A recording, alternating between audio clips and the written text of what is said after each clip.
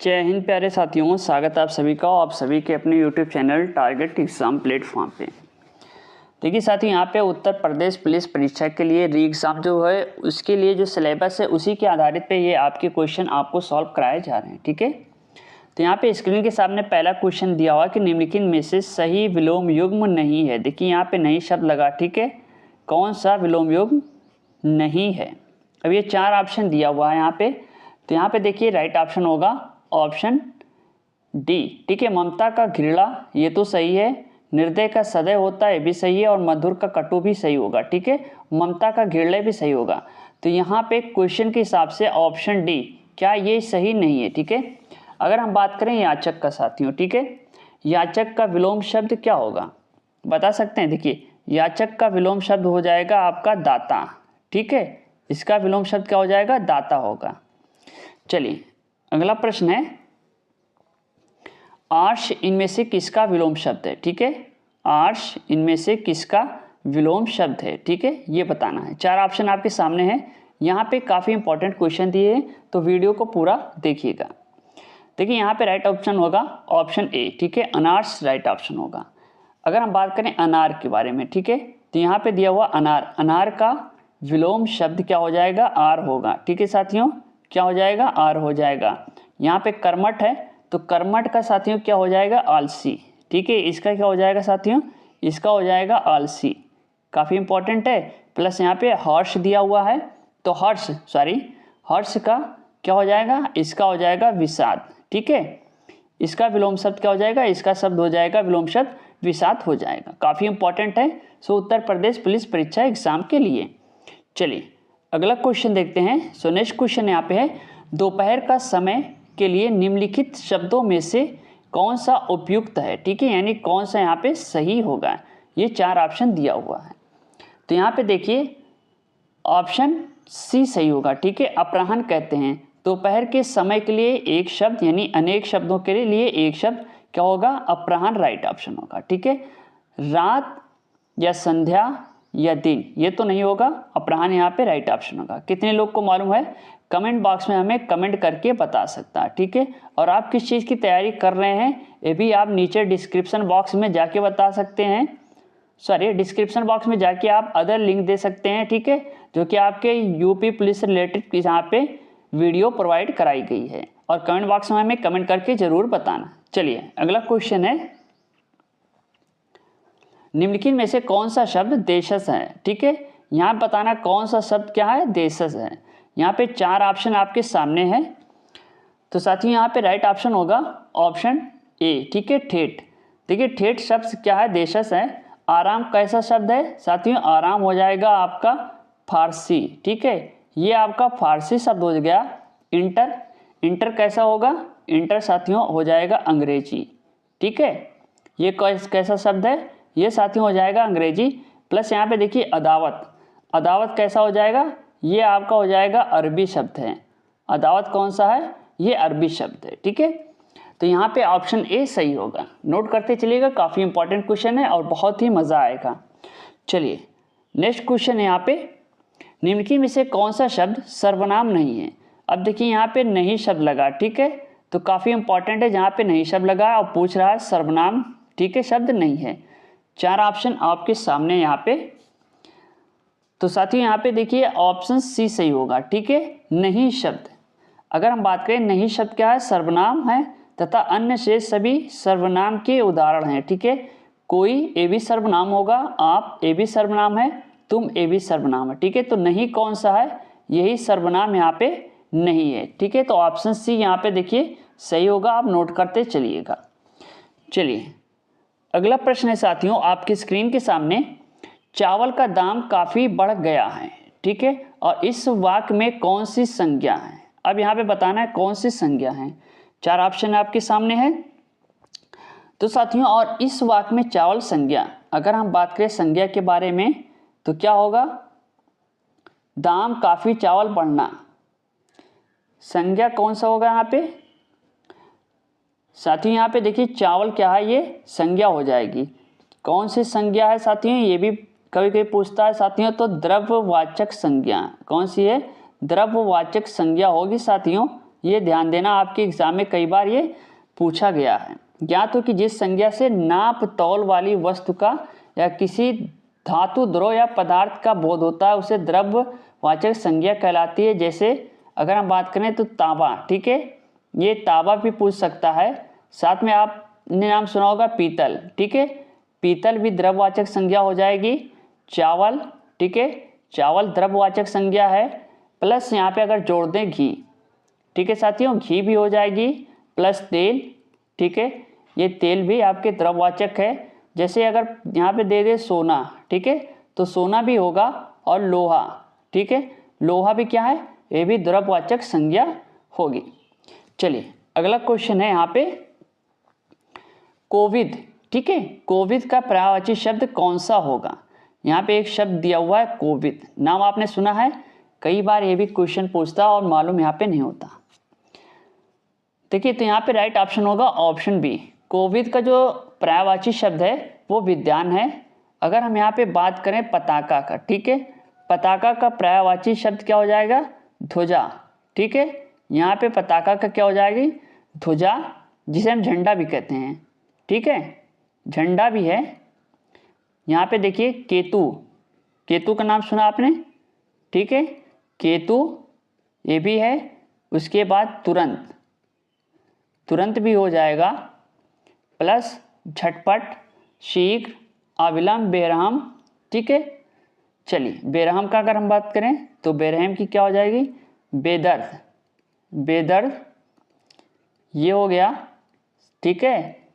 बेदी ये भी पूछता है, ये सब क्या है, पर्यायवाची शब्द हो जाएंगे बेरहम के। चलिए अगला क्वेश्चन देखते हैं। सो नेक्स्ट क्वेश्चन है कि तालाब का पर्यायवाची शब्द निम्नलिखित में से कौन सा नहीं है। देखिए यहाँ पे नहीं शब्द लगा है साथियों, तो ध्यान देना, कई बार ये आपके एग्जाम में पूछे गए हैं।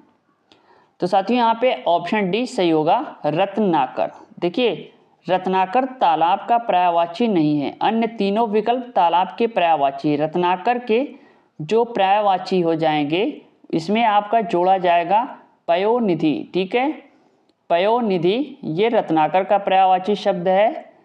वरिधि नाम सुना है, ठीक है, वरिधि ये भी रत्नाकर का हो जाएगा। साथ में समुद्र, साथियों समुद्र, समुद्र भी रत्नाकर का पर्यायवाची शब्द है। एक और पूछता है साथियों अर्लो करके, ठीक है, अर्लो ये भी क्या है, ये भी पर्यायवाची शब्द में शामिल है। चलिए अगला क्वेश्चन है आपकी स्क्रीन के सामने, कथा साहित्य में कौन सा समास है, ठीक है, कथा साहित्य में यहाँ पे दिया हुआ कथा साहित्य में कौन सा समास है ये पूछा गया है। द्विगु समास, कर्मधारय, तत्पुरुष समास या बहुब्रीहि समास होगा। तो साथियों यहाँ पे देखिए ऑप्शन सी के साथ चलिएगा, तत्पुरुष समास है, ठीक है। तत्पुरुष समास वो होता है जिसमें क्या है, उत्तर पद प्रधान होता है और प्रथम पद गौड़ होता है। इस समास में कारक चिन्हों का लोप हो जाता है, ठीक है। एग्जाम्पल के तौर पे तत्पुरुष समास कौन सा हो सकता है, जैसे हो जाएगा आपका मूर्तिकार, साथियों मूर्तिकार, ठीक है, यानी मूर्ति को बनाने वाला। दूसरा हो गया आपका कालजयी, ठीक है, कालजयी ये भी हो जाएगा काल को जीतने वाला। इसका मतलब क्या हो गया कि काल को जीतने वाला, ठीक है, काल को जीतने वाला, साथियों जीतने वाला, ठीक है। चलिए नोट करते चलिएगा। चलिए अगला क्वेश्चन है स्क्रीन के सामने, दिए गए शब्द का संधि विच्छेद ज्ञात कीजिए। अब यहाँ पे आपको संधि विच्छेद बताना है, ठीक है। कौन सा शब्द दिया हुआ है, अम्मय। देखिए अम्मय का संधि विच्छेद कौन सा होगा, ठीक है। तो साथियों यहाँ पे ऑप्शन डी के साथ चलिएगा, अब प्लस मय, ये अम्मय का संधि विच्छेद होगा।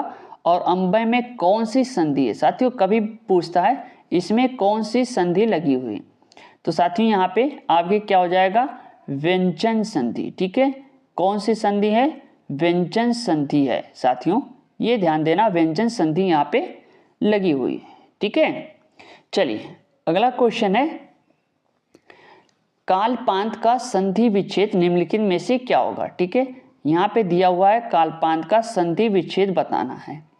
ये भी आपके कई बार एग्जाम में पूछा गया है। तो साथियों यहाँ पे ऑप्शन ए के साथ चलिएगा, कल प्लस अंत, ठीक है। अगर साथियों यहाँ पे पूछेगा कौन सी संधि है, पूछता है ना साथियों, तो यहाँ पे बता देना कि ये हो जाएगी भाई दीर्घ संधि। ठीक है, कौन सी संधि है, ये हो जाएगी आपकी दीर्घ संधि। ओके, दीर्घ संधि है, इसका संधि विच्छेद होगा कल्प प्लस अंत। ठीक, तो यहाँ पे बता देना आपकी ये दीर्घ संधि होगी। ऑप्शन ए यहाँ पे सही है और ये तीनों ऑप्शन क्या हैं, ये ऑप्शन तीनों गलत होंगे। चलिए नेक्स्ट क्वेश्चन है, दिए गए मुहावरे का अर्थ ज्ञात कीजिए। ठीक है, मुहावरा दिया हुआ है मन मैला करना। ठीक है, मन मैला करना, सो वेरी इंपॉर्टेंट है। तो यहाँ पे ऑप्शन ए सही होगा, विमुख होना। ठीक है, मुहावरे का अर्थ क्या होगा, विमुख होना। वाक्य प्रयोग, जैसे मैंने आपके हित में ऐसा कहा था लेकिन तुमने बुरा मानकर मन मैला कर लिया, तो ऑप्शन ए के साथ जाइएगा, ऑप्शन ए यहाँ पे करेक्ट आंसर होगा। साथियों आप कमेंट बॉक्स में हमें बताना कितने क्वेश्चन आपके सही हो रहे हैं। ठीक है, अगर आप यहाँ से 20 से 25 यानी 25 क्वेश्चन सही कर लेते हैं तो काफ़ी अच्छी तैयारी आपकी मानी जाएगी। चलिए अगला क्वेश्चन देखते हैं, खड़ी बोली हिंदी में रचना करने वाला प्रथम कवि किसे माना जाता है। ठीक है, खड़ी बोली के बारे में ये क्वेश्चन पूछा गया है, सो वेरी इंपॉर्टेंट है।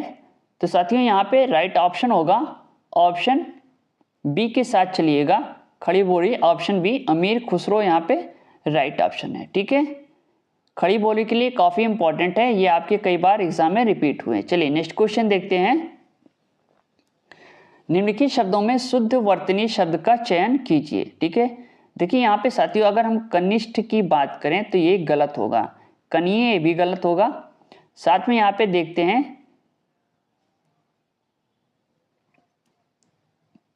कनिष्ठ, इस भी गलत है क्योंकि यहाँ पे टा लगा हुआ है, और ऑप्शन डी ये सही होगा। ठीक है, कनिष्ठ ये सही है। कनिष्ठ का मतलब क्या होता है, ठीक है, ये भी पूछता है, तो यहाँ पे हो जाएगा उम्र में छोटा। ठीक है, क्या है, उम्र में छोटा, उसको क्या कहेंगे, उसको कहेंगे कनिष्ठ।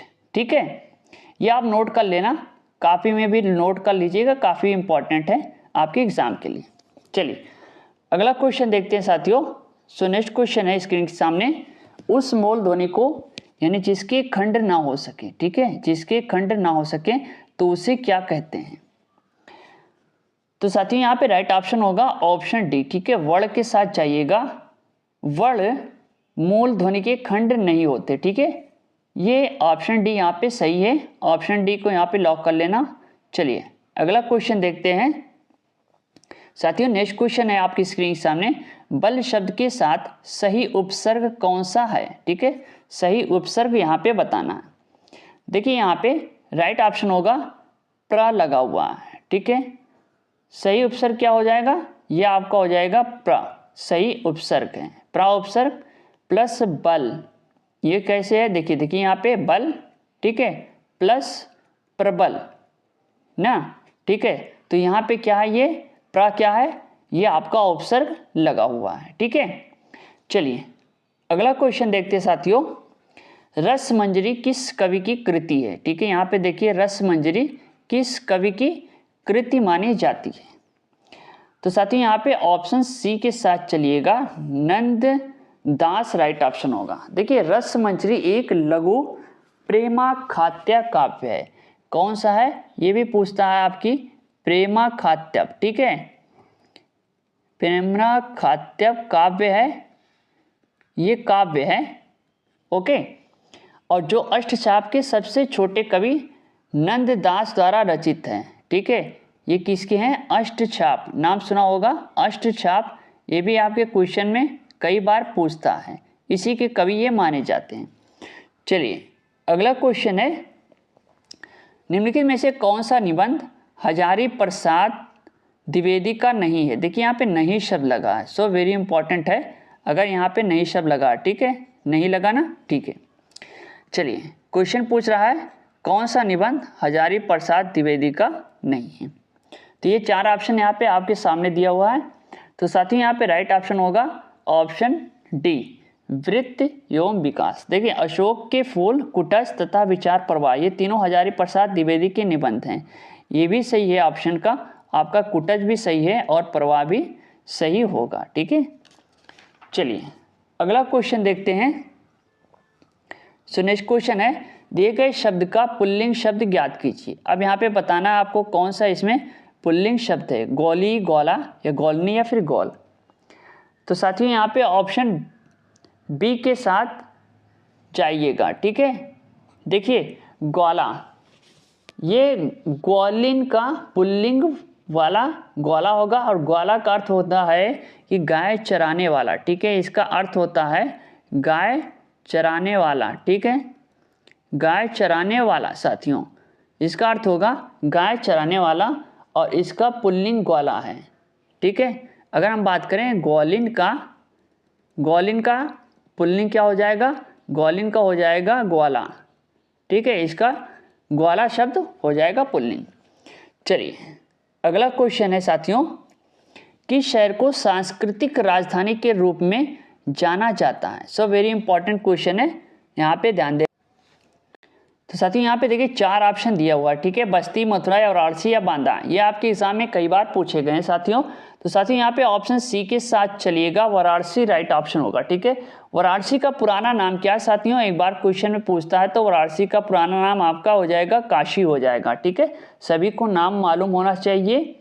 वाराणसी बनारस या काशी भी कहलाता है। वाराणसी दक्षिण पूर्वी उत्तर प्रदेश राज्य में स्थित है, ठीक है। ये काफ़ी इंपॉर्टेंट है और कई बार एग्जाम में पूछा गया। तो सांस्कृतिक राजधानी कहाँ हो जाएगी आपकी, ये हो जाएगी आपके वाराणसी में। चलिए नेक्स्ट क्वेश्चन देखते हैं। यहाँ पे बुद्ध का किस वंश से संबंधित थे, ठीक है, यह क्वेश्चन पूछ रहा है बुद्ध किस वंश से संबंध रखते थे। ये भी आपके कई बार क्वेश्चन पूछा गया है।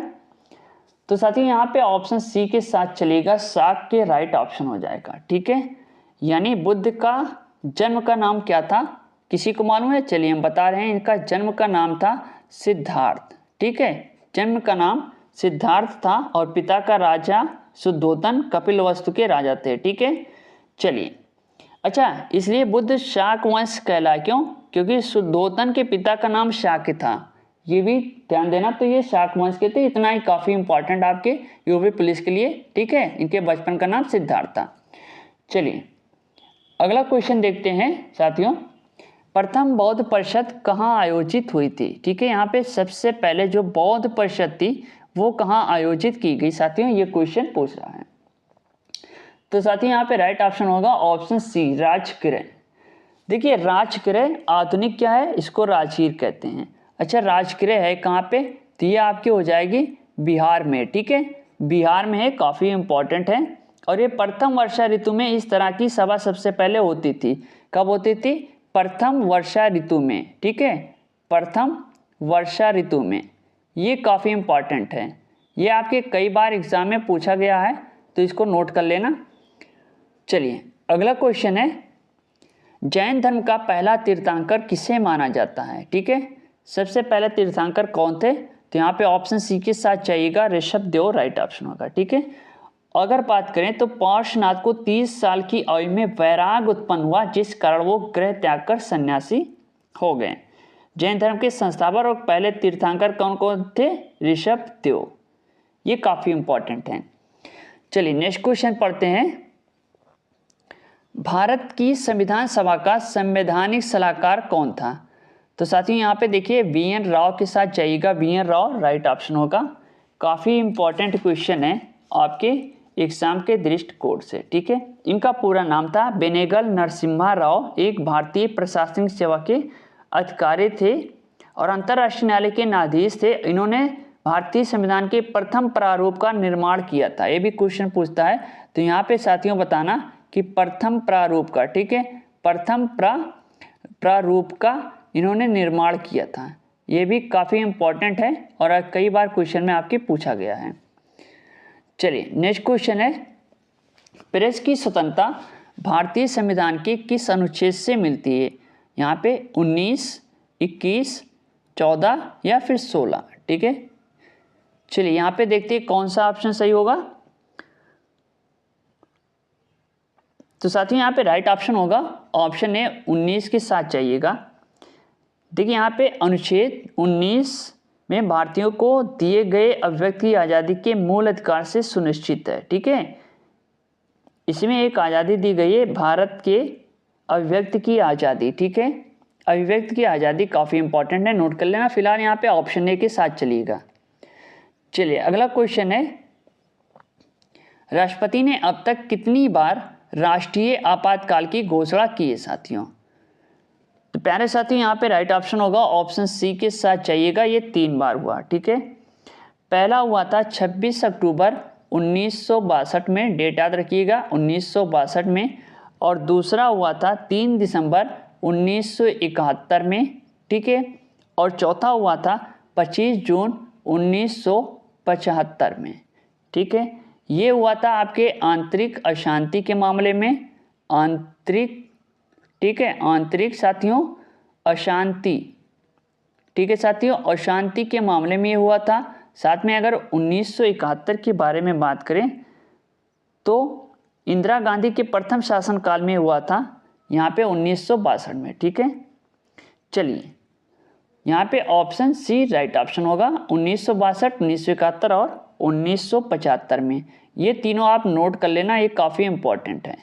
ओके, ये काफ़ी इंपॉर्टेंट है। चलिए नेक्स्ट क्वेश्चन है, संसद के दोनों सदनों का संयुक्त सत्र कौन बुला सकता है साथियों? क्वेश्चन आपके स्क्रीन के सामने है। चलिए यहाँ पे देखिए राइट ऑप्शन होगा, ऑप्शन ए के साथ चलिएगा, राष्ट्रपति राइट ऑप्शन होगा। राष्ट्रपति के पास दोनों संसद के सदन बुलाने या स्थगित करने की शक्ति है, और ये इसका संचालन संसद भवन में होता है, जो कि आपके नई दिल्ली। चलिए यहाँ पे ऑप्शन ए के साथ जाइएगा, ऑप्शन ए यहाँ पे सही होगा। ठीक है, इसके अलावा किसी को अगर आंसर मालूम होगा तो हमें कमेंट बॉक्स में कमेंट कर सकता है। ठीक है, कमेंट करके आप बता सकते हैं कितने क्वेश्चन सही हो रहे हैं। चलिए अगला प्रश्न है, पानीपत का प्रथम युद्ध निम्नलिखित में से किन के मध्य हुआ था? ठीक है, यहाँ पे देखिए राणा सांगा, बाबर, इब्राहिम लोदी और बाबर, कुतुब खान और राणा। ठीक है, अकबर और राणा सांगा। सो वेरी इंपॉर्टेंट है, यहाँ पे ऑप्शन बी के साथ चलिएगा, ऑप्शन बी इब्राहिम लोदी और बाबर के बीच में हुआ था। कब हुआ था? ये आपके हुआ था 21 अप्रैल। ठीक है, डेट साथियों पूछता है तो याद करना, 21 अप्रैल 1526 में। ठीक है, 1526 ईस्वी में। ठीक है, 1526 ईस्वी में ये हुआ था, काफ़ी इंपॉर्टेंट है। और इस युद्ध में इब्राहिम लोदी बुरी तरह परास्त हो गया था, ये काफ़ी बुरी तरह हार गया था। वहाँ पे बाबर की विजयी हुई थी। कब हुई थी? आपके 21 अप्रैल 1526। ये डेट काफ़ी इंपॉर्टेंट है, डेट याद कर लेना। चलिए अगला क्वेश्चन है, विजयनगर के सबसे प्रसिद्ध शासक कृष्णदेव राय किस राजवंश से संबंधित थे? ठीक है, यहाँ पे साथियों राइट ऑप्शन होगा, ऑप्शन बी के साथ जाइएगा, तुलुप वंश। कृष्णदेव राय ये आपके 1509, डेट काफ़ी इंपॉर्टेंट है, नोट करते चलेगा, 1509 से 1529। ठीक है, 1529 ईस्वी तक इनका शासनकाल माना जाता है, और ये तुलुप राजवंश से संबंधित थे। ये काफ़ी इंपॉर्टेंट है, आप डेट याद रखिएगा। ठीक है, डेट काफ़ी इंपॉर्टेंट है। चलिए अगला क्वेश्चन है, निम्नलिखित में से कहाँ लोकगीत की एक शैली रागनी प्रसिद्ध है? ठीक है, यहाँ पे क्वेश्चन पूछ रहा है रागनी के बारे में, नाम सुना है? रागनी प्रसिद्ध है, ये काफ़ी इंपॉर्टेंट है, रागनी प्रसिद्ध है। मध्य प्रदेश, हरियाणा, राजस्थान या पश्चिम बंगाल, 4 ऑप्शन दिया हुआ है। तो साथियों यहाँ पे ऑप्शन बी के साथ जाइएगा, हरियाणा राइट ऑप्शन होगा। ठीक है, रागनी हरियाणा राज्य की लोकप्रिय गीत शैली है। ठीक है, ये एक गीत शैली है, ये भी पूछ लेता है कभी कभी कौन सी शैली है, तो साथियों बताइएगा ये क्या है? गीत शैली है। ठीक है, कौन सी शैली है? गीत शैली है, और इसे लोक नाट्य द्वारा अनुपूरित किया जाता है, जिन्हें सांग के नाम से जाना जाता है। इसे किसके नाम से जानते हैं? तो इसे जानेंगे हम सांग के नाम से। साथियों ये भी पूछता है क्वेश्चन में, किसके नाम से जानेंगे इसको? इसको हम जानेंगे सांग के नाम से। ठीक है, चलिए अगला क्वेश्चन है, संसार में सबसे पहली महिला प्रधानमंत्री किस देश की थी? तो साथियों यहाँ पे ऑप्शन बी के साथ चलिएगा, श्रीलंका राइट ऑप्शन होगा। ठीक है, और ये श्रीलंका की फ्रीडम पार्टी, ठीक है, किस पार्टी से थी ये भी पूछता है, तो ये हो जाएगा आपका फ्रीडम पार्टी। ठीक है, फ्रीडम पार्टी से ये थी, कौन थी? श्रीलंका से। इनका नाम क्या था? श्री मावे भंडार नायके। ठीक है, नाम कभी कभी पूछता है तो नाम याद रखिएगा, श्री मावे, ठीक है, भंडार नायके। साथियों भंडार नायके नोट कर लेना, काफ़ी इंपॉर्टेंट है। चलिए अगला क्वेश्चन आपकी स्क्रीन के सामने, पारंपरिक फुलकारी कढ़ाई शैली किस राज्य में सबसे ज़्यादा प्रसिद्ध है? ठीक है, किस राज्य के बारे में आप बात करती है, पारंपरिक फुलकारी कढ़ाई किस शैली और किस राज्य में सबसे ज़्यादा प्रसिद्ध है, ये आपके क्वेश्चन पूछा गया है। तो साथियों यहाँ पे ऑप्शन सी के साथ जाइएगा, पंजाब राइट ऑप्शन है। और इसके साथ आप एक बात याद रखिएगा, ये जम्मू कश्मीर में भी फेमस है, ठीक है, जम्मू कश्मीर में ये फेमस है। कई बार यहाँ पे क्वेश्चन पूछा गया तो वेरी इंपॉर्टेंट है, फुलकारी है और इसमें जो खास तौर पर चारों तरफ से इसका बाग थिरमा दर्शन द्वारा इसको 52 फुलकारी खास बनाई जाती है, ठीक है। ये ज्यामितीय आकृतियां हैं, ये मान के चलिएगा। चलिए यहाँ पे इतना काफ़ी आपको, यह पंजाब में की शैली है फुलकारी कढ़ाई, ठीक है, और ये जम्मू कश्मीर की भी शैली है। चलिए अगला क्वेश्चन है साथियों, अगला प्रश्न है, हिमाचल प्रदेश के किस जिले की सीमा चीन के साथ लगती है? तो साथियों यहाँ पे जाइएगा, ऑप्शन ए के साथ किन्नौर राइट ऑप्शन होगा। किन्नौर, ये इसका मुख्यालय है रिकांगपिओ, ठीक है, कहाँ पे है, रिकांगपिओ, ये भी पूछता है रिकांगपिओ, कई बार ये आपके एग्जाम में पूछा गया है, तो यहाँ पे राइट ऑप्शन होगा, ऑप्शन ए के साथ जाइएगा। चलिए अगला क्वेश्चन है, भारतीय प्रायद्वीप, देखिए यहाँ पे ये गलत हो गया है, यहाँ पे क्वेश्चन पूछा गया है प्रायद्वीप के बारे में, ठीक है, प्रायद्वीप की सबसे लंबी नदी कौन सी है? चलिए यहाँ पे देखते हैं कौन सा ऑप्शन सही होगा। तो साथियों यहाँ पे ऑप्शन डी के साथ चलिएगा, गोदावरी यहाँ पे राइट ऑप्शन है, ठीक है। ये नदी क्या है, भारत की प्रायद्वीपीय नदियों में सबसे बड़ी है और महाराष्ट्र अपने शुरुआती प्रवाह के लिए घर एवं गोदावरी गंगा से कम नहीं है। तो यहाँ पे ऑप्शन डी के साथ चलिएगा, भारतीय प्रायद्वीप की जो सबसे लंबी नदी है वो कौन सी है, वो गोदावरी है। तो यहाँ पे ऑप्शन आपका डी है, ऑप्शन डी को लॉक कर लेना, ठीक है। चलिए अगला क्वेश्चन है आपकी स्क्रीन के सामने, नामदफा नेशनल पार्क किस राज्य में स्थित है? ये आपके कई बार क्वेश्चन पूछा गया, नामदफा नेशनल पार्क। तो साथियों यहाँ पे राइट ऑप्शन होगा, ऑप्शन डी के साथ जाइएगा, अरुणाचल प्रदेश राइट ऑप्शन होगा। देखिए नामदफा नेशनल पार्क अरुणाचल प्रदेश के पर्यटन का आकर्षण है और क्षेत्रफल के अनुसार यह देश का सबसे बड़ा राष्ट्रीय उद्यान है, ठीक है। अगर हम यहाँ पे क्षेत्रफल के बारे में बात करें तो ये देश का यानी भारत का, ठीक है, भारत का सबसे बड़ा, ठीक है, सबसे बड़ा क्या है, राष्ट्रीय उद्यान है। ये नोट कर लेना, इसको नोट कर लीजिएगा, सबसे बड़ा राष्ट्रीय उद्यान है। कई बार ये आपके क्वेश्चन में पूछा गया है, राष्ट्रीय उद्यान है। चलिए अगला क्वेश्चन देखते हैं,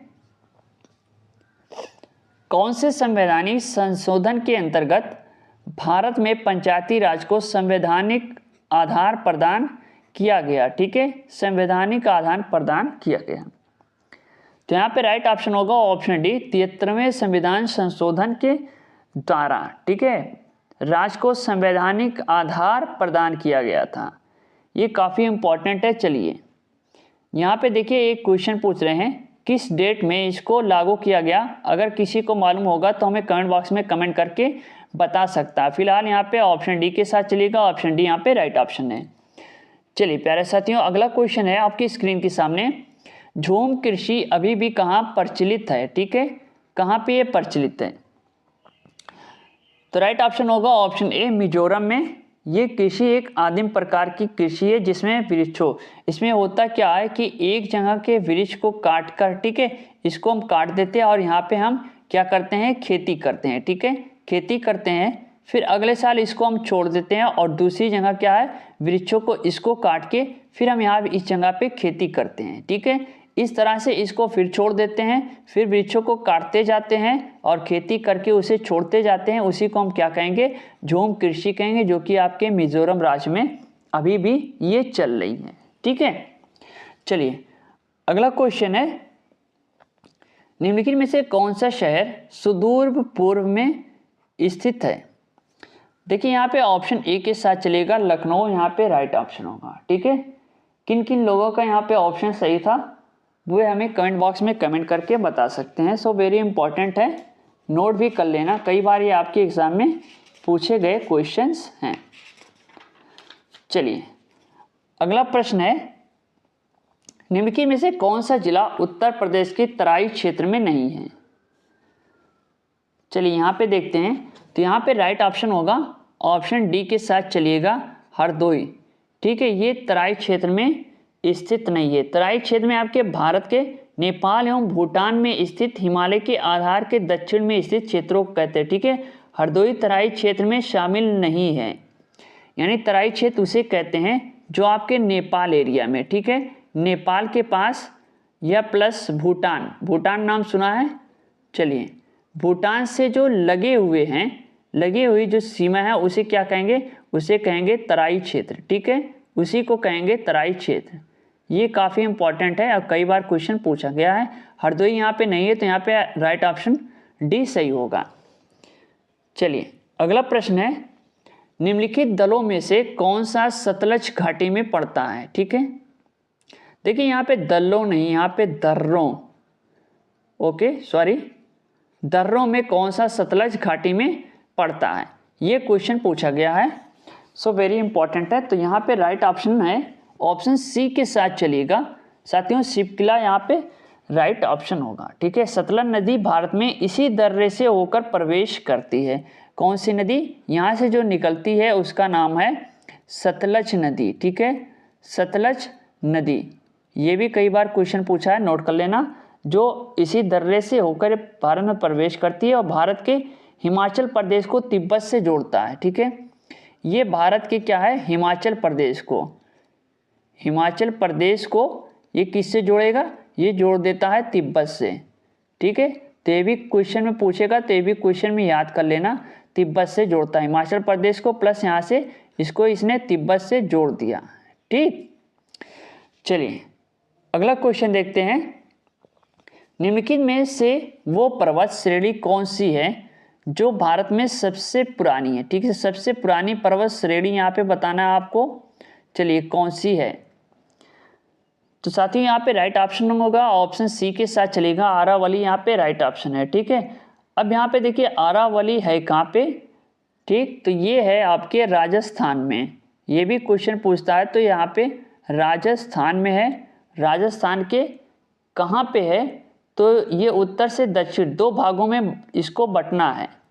ठीक है, ये है कहाँ पे? ये राजस्थान में है, ये नोट कर लेना, ये काफ़ी इंपॉर्टेंट है। चलिए ये प्राचीनतम है, यानी सबसे पुरानी। चलिए नेक्स्ट क्वेश्चन है,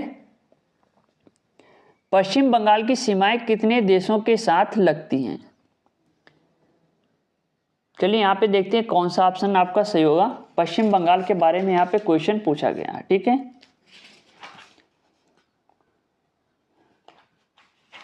चलिए यहाँ पे बताइए कौन सा ऑप्शन यहाँ पे सही है साथियों, पश्चिम बंगाल की। तो साथियों यहाँ पे ऑप्शन सी के साथ चलिएगा। देखिए ये आपके लगेगी, एक तो बांग्लादेश हो गया, ठीक है, बांग्लादेश के साथ लगती है, प्लस ये आपके नेपाल के साथ भी लगती है। ठीक है, नेपाल हो गया, प्लस यहाँ पे आपके भूटान का नाम सुना है? ठीक है, भूटान, ये भूटान के साथ भी लगती है, तो काफ़ी इंपॉर्टेंट है, ये इतने तीन देशों के साथ ये सीमा साझा करती है। तो ऑप्शन सी के साथ चलेगा, ऑप्शन सी यहाँ पे राइट ऑप्शन है। चलिए अगला क्वेश्चन है, निम्न में से अलग कौन है? ठीक है, यहाँ पे देखिए ये आपके रीजनिंग के क्वेश्चंस हैं। चलिए यहाँ पे देखते हैं कौन सा ऑप्शन सही होगा, इनमें से कौन सा अलग है, ये आपके क्वेश्चन में पूछा गया है। देखिए यहाँ पे पनीर, मक्खन, दूध यो दही। ठीक है, चलिए देखते हैं कौन सा ऑप्शन सही होगा। यहाँ पे देखिए ऑप्शन सी के साथ चलिएगा, दूध। देखिए पनीर, मक्खन तथा दही तीनों दूध से निर्मित पदार्थ हैं तथा दूध इसमें अलग है। ठीक है, क्या है? देखिए पनीर भी ये किससे बना है? ये आपका दूध से ही बना है, ठीक है, दूध से बना है। मक्खन भी, ये भी आपका दूध से ही बना है। यहाँ पे दही, दही भी किससे बनता है, दही भी दूध से ही बने हैं। तो यहाँ पे दूध यहाँ पे राइट ऑप्शन होगा, ठीक है। चलिए अगला प्रश्न है स्क्रीन के सामने, जिस प्रकार उड़ना, यानी उड़ना किससे संबंधित है, तोते से, उसी प्रकार से रेंगना किससे संबंधित है। देखिए ये आपके क्वेश्चन है रीजनिंग की। तो यहाँ पे देखिए गौरैया, गौरैया तो उड़ती है, ठीक है, गौरैया की बात करें तो ये उड़ रही है। मेढक, मेढक तो कूदता है। और मछली क्या है, ये मछली क्या है, ये तो तैरती है, ठीक है, ये तैरती मछली। और मेढक, मेढक क्या है, कूदता है, ठीक है, ये कूदता है। तो रेंगता कौन है, रेंगता है मगरमच्छ, ये क्या है, ये रेंगता है, ठीक।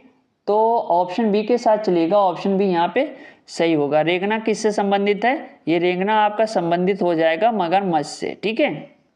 गौरैया ये तो उड़ती है। चलिए तो अगला क्वेश्चन यहाँ पे देखते हैं, निम्न में सही विकल्प का चयन कीजिए। देखिए यहाँ पे दिया हुआ ओणम डैश केरल, ठीक है। तो इस टाइप के आपके रीजनिंग के क्वेश्चन पूछे जाते हैं। तो यहाँ पे देखिए ऑप्शन डी ये सही होगा। जिस प्रकार ओणम क्या है, केरल मनाया जाता है, तो उसी प्रकार बिहू कहाँ पे, ये असम में मनाया जाता है, ठीक है। हाँ, ये राष्ट्रीय त्यौहार वाला जो मैचिंग दिया हुआ है, तो इस हिसाब से ये रीजनिंग का क्वेश्चन यहाँ पे हुआ। तो बिहू यहाँ पे असम में मनाया जाता है, ओणम जिस प्रकार केरल में, उसी प्रकार यहाँ बिहू असम में मनाया जाएगा। तो ऑप्शन डी के साथ जाइएगा, ये ऑप्शन डी यहाँ पे करेक्ट ऑप्शन है।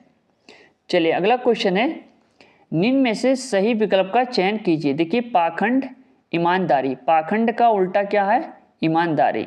देखिए अब यहाँ पे साहित्य, दर्शन नहीं, हेकड़, कूटचाल, कभी कभी, प्रायः, बाधा या सहानुभूत, ये भी गलत होगा आपका। साहित्य, दर्शन ये भी गलत है, हेकड़, कूटचाल भी। तो ये कभी कभी, प्रायः, ये ऑप्शन यहाँ पे सही है।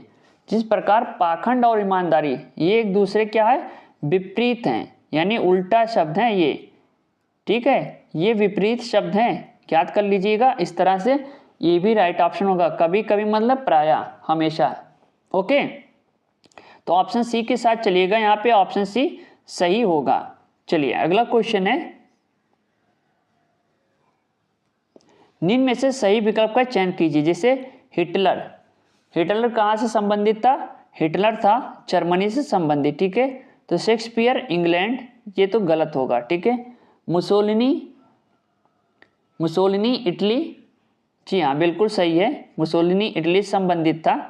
ये देखिए मुसोलिनी के नाम दिया हुआ, यानी जिस प्रकार हिटलर जर्मन का शासक था, नाजी पार्टी का नेता था, ठीक है। ये किस पार्टी का नेता था ये भी पूछ लेगा, तो ध्यान रखना, ये नाजी पार्टी का नेता था, ठीक है, नाजी पार्टी का नेता। शेक्सपियर इंग्लैंड, मुसोलिनी ये आपका इटली हो जाएगा, ठीक। मुसोलिनी एक राजनेता था जिसने फासिस्ट पार्टी का नेतृत्व किया था। ये भी पूछ लेता है कि मुसोलिनी ने किस पार्टी को, तो यहाँ पे फासिस्ट पार्टी, फासिस्ट पार्टी, ठीक है, ये पूछता है आपके कई बार एग्जाम में। चलिए अगला क्वेश्चन देखते हैं, यदि रेल को बस कहा जाता, ठीक है, ये रेल है, रेल को क्या कहेगा, बस कहा जाता है, और बस को क्या है, ट्रैक्टर कहा जाता है, ठीक है साथियों। और ट्रैक्टर को कार कहा जाता है, कार को स्कूटर हम कह दें, और स्कूटर को क्या है हम साइकिल कह दें, तो साइकिल को जीप कह दें, तो खेत जोतने के लिए किसकी आवश्यकता होगी। देखिए सबसे पहले तो बात ये, खेत जोतता कौन है, ठीक है, यहाँ पे। अब यहाँ पे सबसे ज़्यादा ध्यान देने वाली बात ये है, ठीक है, बस को हम क्या कहेंगे, ट्रैक्टर कहेंगे, और ट्रैक्टर को कार कहेंगे। तो भैया यहाँ पे हम बस को सीधे सीधे क्या कह रहे हैं, ट्रैक्टर नाम दिया जा रहा है, और ट्रैक्टर को कार नाम दिया जा रहा है, तो हम जोतेंगे किससे, ट्रैक्टर से। तो यहाँ पे राइट ऑप्शन क्या होगा, राइट ऑप्शन बताइए क्या होगा। जी हाँ, राइट ऑप्शन आपका क्या हो जाएगा, ऑप्शन सी के साथ जाइएगा, कार यहाँ पे राइट ऑप्शन होगा, ठीक है। देख लेना, 1 से 2 बार इस क्वेश्चन को रिपीट कर लेना, ठीक है। काफ़ी इंपॉर्टेंट क्वेश्चन है।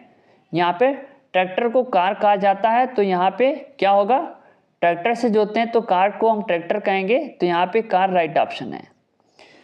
चलिए अगला क्वेश्चन है, देखिए सोहन उत्तर से, ठीक है, उत्तर दिशा में 10 किलोमीटर चलने के बाद वहाँ से वापस मुड़कर दक्षिण की ओर 6 किलोमीटर चला, फिर वह पूर्व की ओर क्या है 3 किलोमीटर चला, ठीक है। और बताइए वह प्रारंभिक बिंदु से कितनी दूरी पर है। ये काफ़ी इंपॉर्टेंट क्वेश्चन है और काफ़ी ध्यानपूर्वक इसको समझने की कोशिश कीजिएगा, ठीक है। तो सबसे पहले तो हम यहाँ पे दिशा देख लेते हैं। यहाँ पे देखिए, यहाँ पे हम इसको मान लें यहाँ पे उत्तर, ठीक है, ये आपका उत्तर हो गया। और यहाँ पे अगर आपका ये दक्षिण है, ठीक है, ये दक्षिण बिंदु हो गया। यहाँ पे आपका ये पूर्व बिंदु हो गया और यहाँ पे ये आपका देखिए पश्चिम बिंदु हो गया, ठीक है। इस तरह से इसको हम बना लेंगे पहले। चलिए अब यहाँ पे बात क्या कर रहा है कि सोहन उत्तर दिशा से 10 किलोमीटर चलने के बाद, ठीक है, ये यहाँ से 10 किलोमीटर चलने के बाद फिर कहाँ जाता है वो, सोहन उत्तर दिशा में 10 किलोमीटर चलने के बाद वो वहाँ से वापस मुड़कर दक्षिण की ओर, ठीक है, वो कहाँ पे मुड़ता है, दक्षिण की ओर मुड़ता है। ध्यान दीजिएगा, दक्षिण की ओर मुड़ गया, ओके। यहाँ पे दक्षिण की ओर वहाँ से चलने के बाद वो वहाँ से वापस मुड़कर दक्षिण की ओर 6 किलोमीटर चला जाता है। फिर ये वापस मुड़ता है और ये दक्षिण की ओर कहाँ से आ जाता है, ये आएगा साथियों 6 किलोमीटर यहाँ पे चला आएगा। तो यहाँ पे राइट ऑप्शन आपको बताना है। तो ये देखिए, ये आपका 6 किलोमीटर हो गया, ये हो गया आपका 4, ठीक है। यहाँ पे ये 3 किलोमीटर है। अब इसको हम, ये हो गया आपका बी पॉइंट हो गया, ये पॉइंट हो गया आपका डी, ठीक है, और ये पॉइंट हो गया आपका ए। अभी प्रारंभिक बिंदु से पूछ रहा है, तो यहाँ पे एक देखिए, यहाँ पे हो जाएगा आपका ए सी इक्वल टू क्या हो जाएगा, ए सी इक्वल टू हो जाएगा ए बी, ठीक है।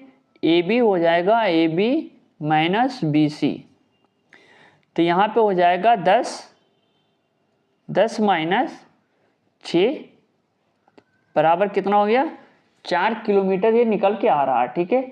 और डी सी बोल रहा है, डी सी कितना है, ये आपका डी सी है बराबर 3 किलोमीटर।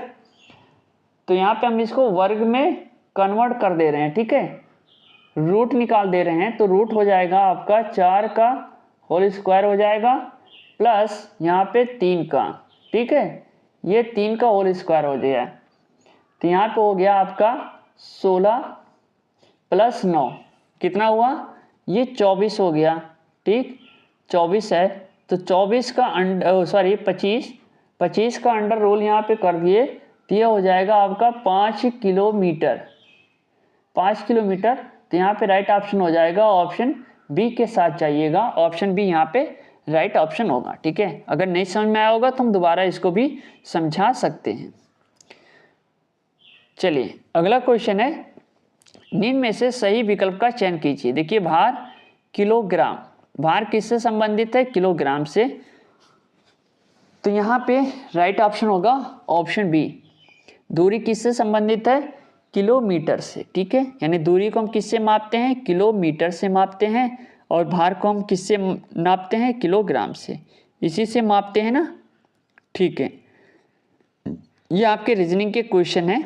क्वेश्चन अगर अच्छे लगेंगे तो आप कमेंट बॉक्स में हमें कमेंट कर देना, हम और ज़्यादा इसमें इंक्लूड करेंगे।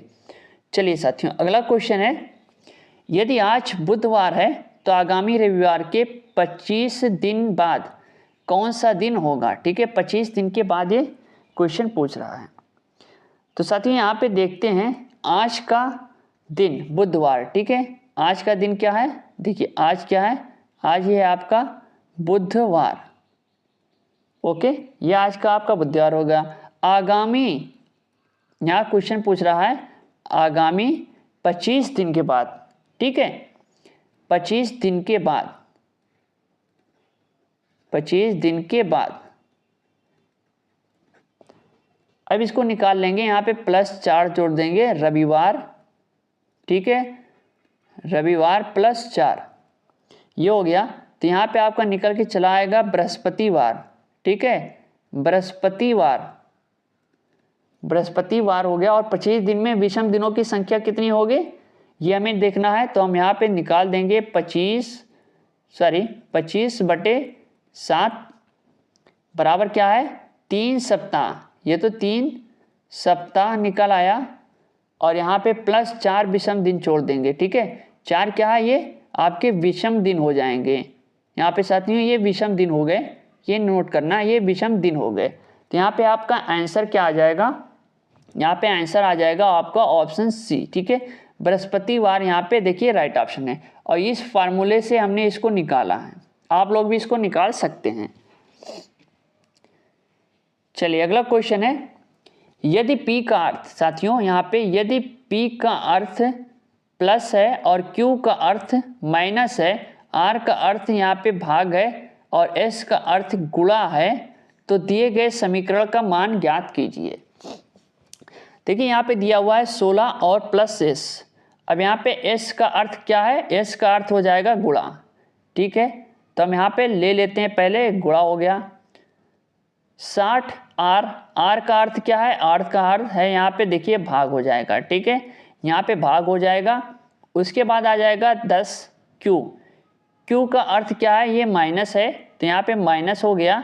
साथ में 6 P का अर्थ है यहाँ पे प्लस, तो ये हो जाएगा प्लस एवं 7 के बाद आपको बताना है कौन सा होगा। देखिए यहाँ पे आता है भागु जोगा, ठीक है, पहले हम भाग देंगे फिर गुणे फिर जोड़ेंगे और उसके बाद में हम इसको क्या है उसमें से माइनस करके घटाते हैं, ठीक है। तो चलिए यहाँ पे हम इसको क्वेश्चन को बारी बारी ले लेते हैं। देखिए यहाँ पे हो जाएगा आपका 16, ठीक है, 16 हो गया गुणे ये हो गया 60 भागे यहाँ पे 10, ठीक है, उसके बाद -6 + 7। अब इसको हम अगर करेंगे तो यहाँ पे हो जाएगा आपका 16, ठीक है, 16 गुणे 10 छक 60, ठीक है। तो यहाँ पे हो जाएगा आपका 6, यहाँ पे हम माइनस उतार लिए और ये हो जाएगा आपका 7, ठीक है।